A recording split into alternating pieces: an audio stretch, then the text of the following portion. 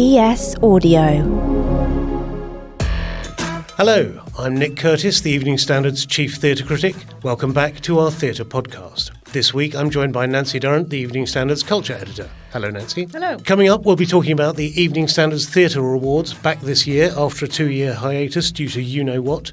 But first of all, we're going to be talking about Emma Corrin in Orlando at the Garrick Theatre.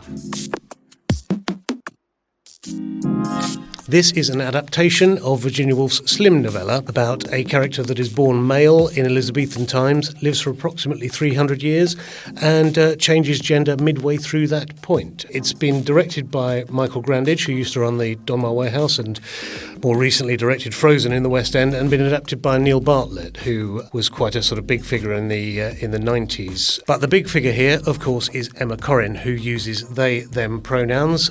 They have recently played Lady Chatterley on screen. Previously they played Lady Diana. Obviously a lot of interest is focused on the fact that somebody who uses they/them pronouns is playing a character that is gender fluid or changes sex. Yeah, absolutely. And I think they do a really great job within this production.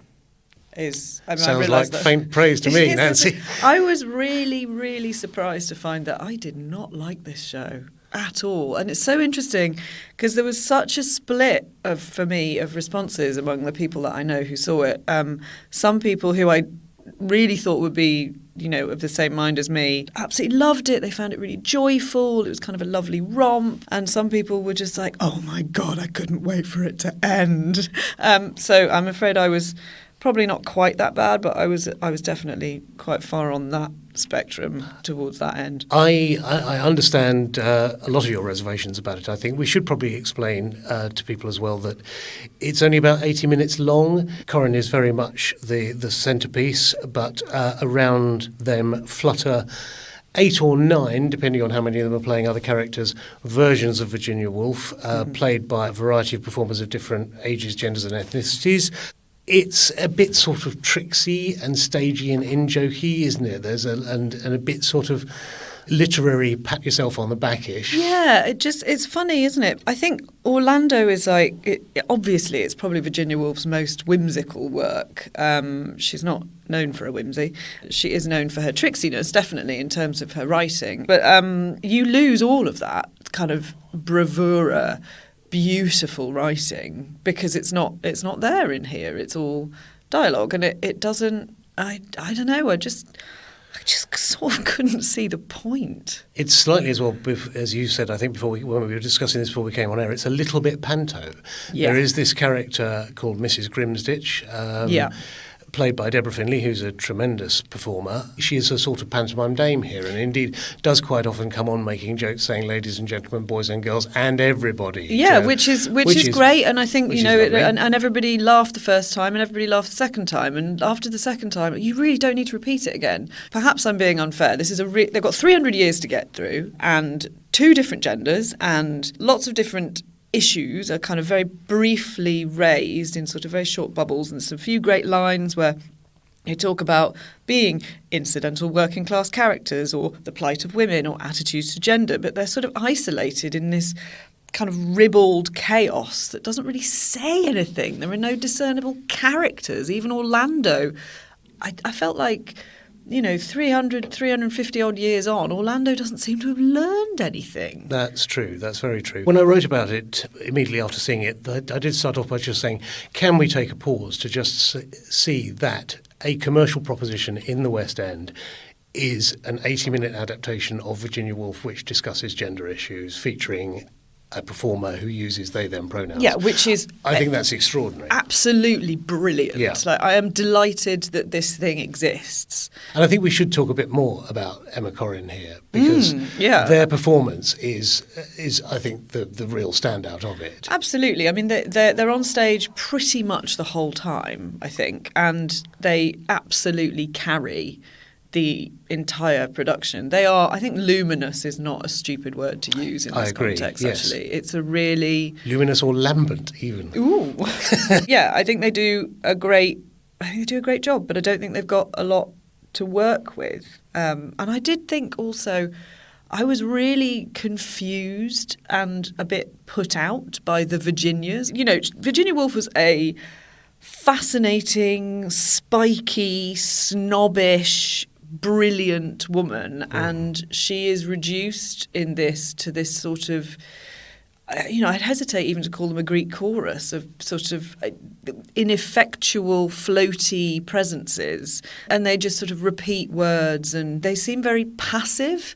And I know that she did say when she was writing Orlando that it just sort of came out of her, but I feel like that's been too focused on. And then they throw in her suicide. The main criticism I think one can level against this show is that it's glib, basically. Yeah, that's all a of good it. word. The concept of the pack of wolves, the brevity of it, the sort of tongue-in-cheek playfulness of the whole thing.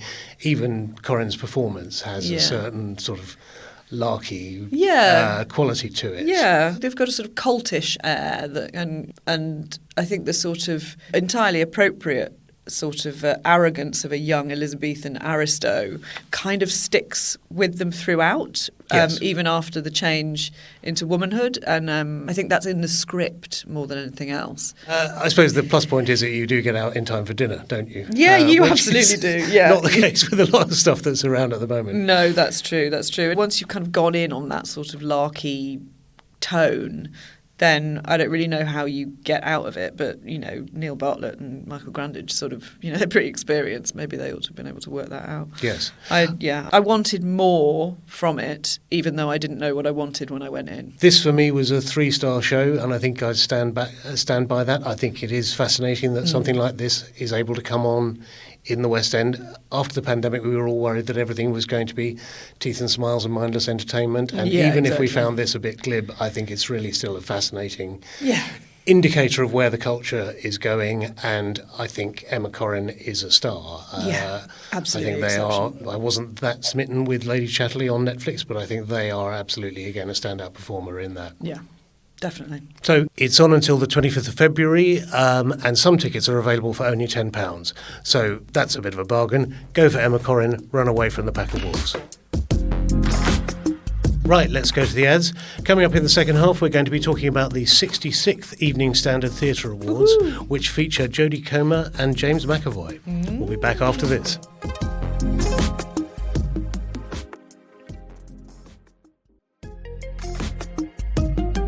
Welcome back to the Evening Standard Theatre podcast. This week we had the 66th Evening Standard Theatre Awards. Woohoo! Yay. And I wasn't there because I had to go to a wedding, which was delightful. But Nick, you were there, so why don't you tell me about them? It was great.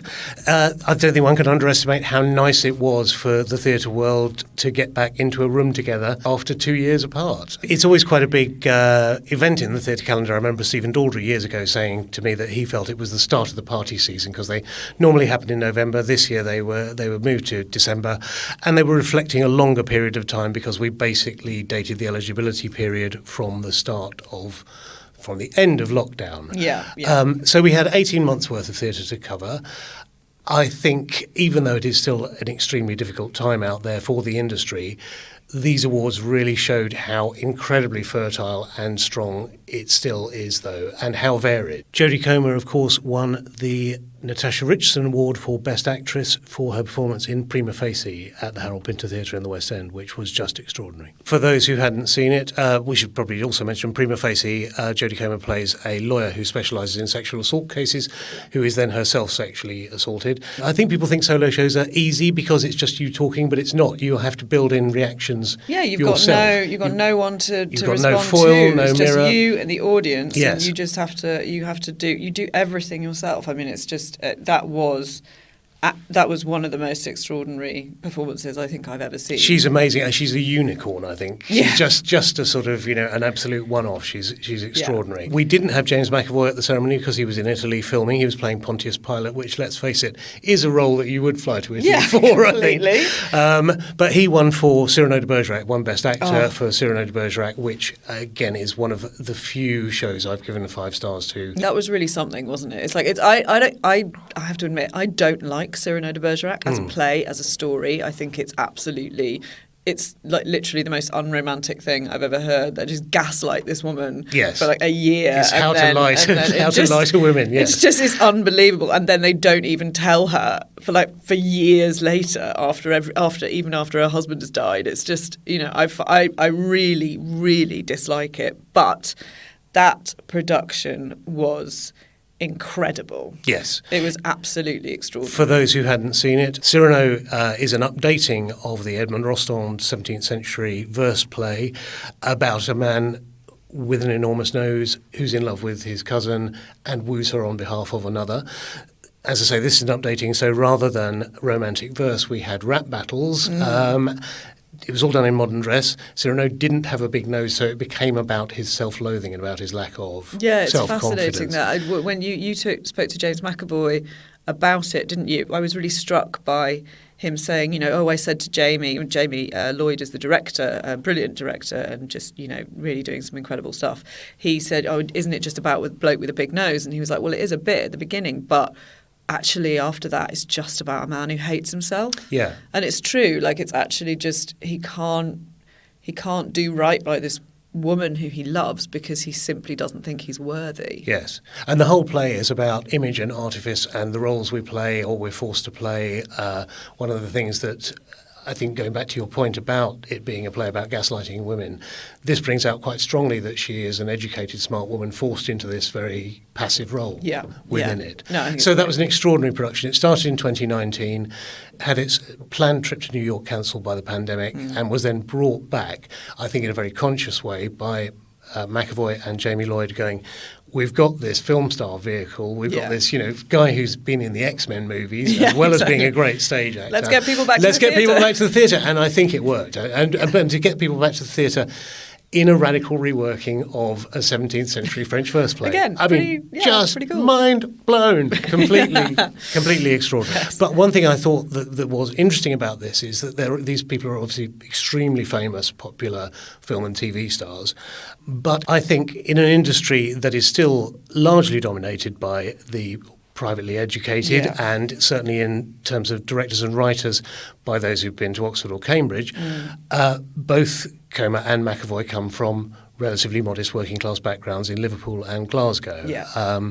And so they are at the sort of spearhead this year of awards which I think were more diverse in every sense absolutely. Than they've ever been before. Again, to speak to that, we had some amazing people coming up in Best Director, for example, which was Lynette Linton. She won the Milton Shulman Award for Best Director for the brilliant Blues from Alabama Sky. But she also just happens to be the artistic director of the Bush Theatre, which is absolutely knocking it out of the park at the moment. Indeed. She's just had the most amazing year, and it's amazing to think that she took over the Bush in 2019. I know, aged about 28. Yes, she's 32 now. So and she's only had 2 years of actual time access to that stage in that 4-year period. And maybe we ought to talk a little bit about the Young Vic, which also got, I think, 3 awards this time around. It did. It won Best Play for James Graham's Best of Enemies, which has already transferred to the West End. So good. It won Best Musical for the quote sexy unquote Oklahoma. I think they all hate that, which they brought in from New York, and which is going to transfer to the West End later in February the next year. Patrick Vale, we should also just mention, Best Musical Performance. He won that in the teeth of Sutton Foster in Anything Goes, proper Broadway trooper. This is a radical stripping away of all the sort of barnacles of folksiness that have accreted to Rodgers and Hammerstein's score over the years. I think Oklahoma is thought to be this sort of folksy cowboy musical, which indeed it is. But as Patrick Vale said to me when I chatted to him about his award, that's not there on the page. That's just something that has evolved in the popular imagination. So I was just delighted with all the awards this year. I think they're really representative of an exciting, changing theatrical scene. It feels like London. It does feel like London, you're absolutely right. London has a seedbed for talent and a forcing ground for talent, but also a magnet. There's people, there were a lot of Londoners on that list, but there's people from all over the UK, and they come here for a reason. Yeah. Thank you for listening. This has been the Evening Standards Theatre Podcast. And we are super excited to tell you that early next year, the Evening Standard Theatre Podcast is going to become its own thing. As well as the reviews, we're also going to have some really exciting guests for you. So join us then. Fantastic stuff. We'll see you in the new year. Hope you all have a fantastic break, however you celebrate. Tune in then.